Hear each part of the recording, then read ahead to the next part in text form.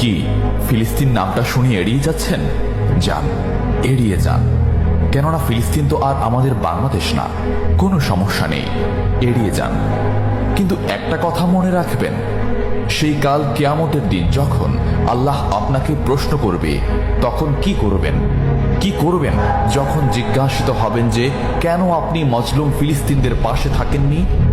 জানি উত্তর দিতে পারবেন না, কারণ আপনার নিজেরই জানা নেই এর উত্তর কি হবে। এখন হয়তো বলতে পারেন যে আমি কি করে ফিলিস্তিনে গিয়ে মজলুমদের পাশে থাকব, কি করে এত দূর গিয়ে সাহায্য করব?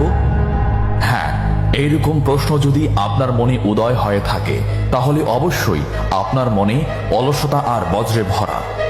এই আধুনিক যুগে অস্ত্রের চেয়ে পাওয়ার হচ্ছে মিডিয়া, তাই মিডিয়ায় বেশি বেশি করে তা প্রচার করুন। হ্যাশট্যাগের মাধ্যমে প্রতিবাদ করুন।